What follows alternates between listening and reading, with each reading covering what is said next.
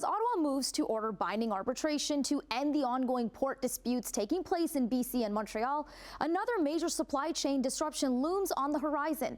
Though the union says it hasn't decided if it will take labor action, Canada Post workers could be off the job by the end of this week, potentially disrupting mail delivery just ahead of the holiday season and one of the biggest shopping days of the year. Well, we are hoping to achieve a deal at the table. The issues at hand in the Canada Post negotiations are substantial. They're significant. There's a lot of work to do. And I know the parties are negotiating today. We will make every effort possible to keep them at the table and keep them talking, and we hope to achieve a negotiated settlement. Roger Collins joins us now with more. Roger? It's been a year of bargaining between Canada Post and its employees, and the deal has still not been reached. With today's notice, workers could go on strike as soon as Friday. It's the Postal Service's busiest time of year.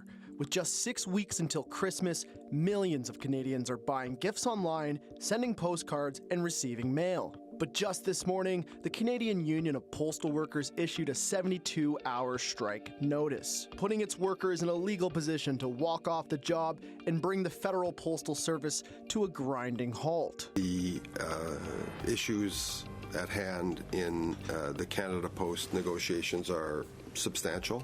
Minister McKinnon has been playing a bleak version of whack-a-mole this year with some of the country's biggest players in the nation's supply chain. Back in the summer, the Fed stepped in to put an end to CN's labor dispute, and then, just today, the federal government issued more binding arbitration to get striking port workers in BC and Montreal back on the job.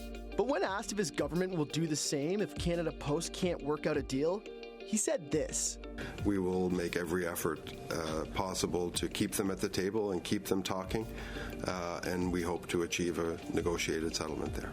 So what is the Canadian Union of Postal Workers even asking for?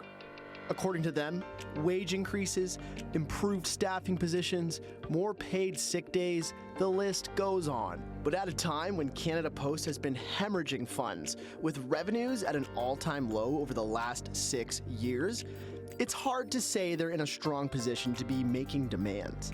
In its latest financial report, the Crown Corporation said it will, quote, fall below required operating and reserve cash requirements by early 2025. Mail volumes are collapsing. They've lost about 70% of their entire customer base. Why? Nobody sends letters anymore. Instead, most of the services Canada Post offers have been digitized. Pension checks, rebates, taxes. If they strike, Canadians will still get paid. And with there being so many private parcel services in most cities, experts say it's really just rural customers who will take the brunt of a strike. The rural is going to be affected much more because the private couriers, by and large, don't go there because it's too expensive. The densities are so low, there's not enough customers. So what's next for the 68,000 employees who work there? One idea from the union is an expansion of services to maintain jobs. According to Jan Simpson, union president, a few possibilities could lie in postal banking or senior check-ins, sort of like how postal workers do in Japan and Europe. But not everyone agrees. So I am predicting that after the next election, there's going to be a downsizing in Canada Post that is inevitable because of these trends that will rival the downsizing of the Prime Minister Chrétien in 1995 when they laid off over 50,000 public servants.